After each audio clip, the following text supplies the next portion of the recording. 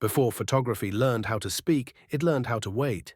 Long before cameras, long before film, long before pixels.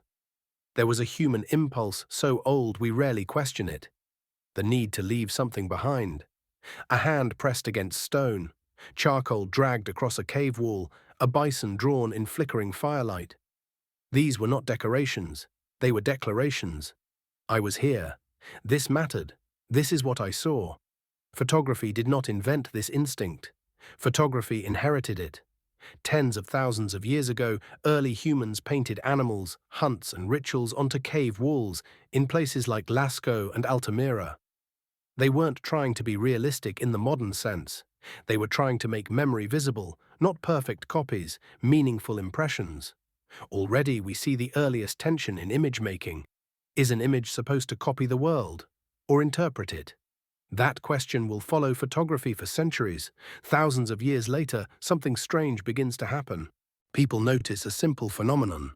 Light behaves predictably. If sunlight passes through a tiny hole into a dark space, an image appears on the opposite wall. Upside down, soft, ghostly. The world projected.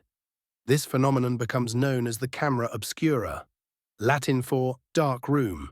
No camera, no photograph, but a moving image made of light. A quiet miracle hiding in physics. In ancient China, the philosopher Mozi writes about it. In ancient Greece, Aristotle notices it. In the Islamic Golden Age, Ibn al-Haytham, also known as Al-Hazan, systematically studies optics and vision.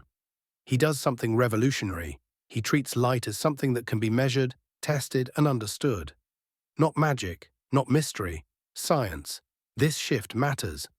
Because photography will not be born from art alone. It will be born from art and physics, imagination and mathematics. For centuries, artists quietly use camera obscura devices as drawing aids. Some are large rooms, some are portable boxes. An artist sits in darkness, watching a projection of the outside world appear on paper. They trace, they observe, they learn, not to cheat, but to see. The camera obscura does something radical. It separates seeing from drawing. The hand no longer invents everything. The eye begins to collaborate with light itself. This is a philosophical turning point, because once light can draw, the question becomes inevitable.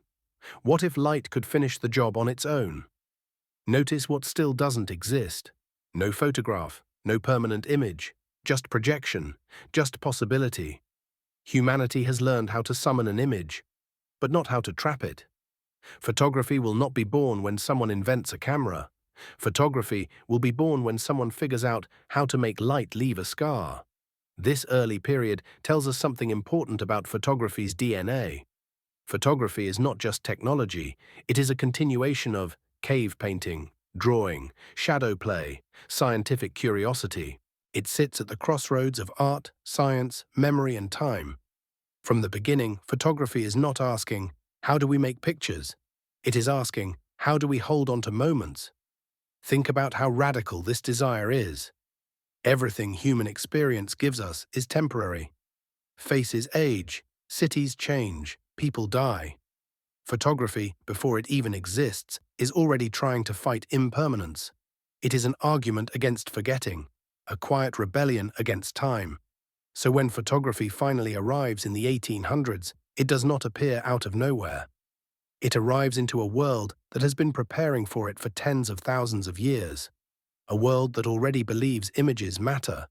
A world that already trusts light. A world that already wants proof. Before cameras, there was wonder. Before photographs, there was projection. Before pixels, there was a dark room. And inside that darkness, humanity waited for light to learn how to remember. In the next episode, we'll meet the first people who succeeded, the inventors who figured out how to make light stay, the moment photography stops being a dream and becomes permanent.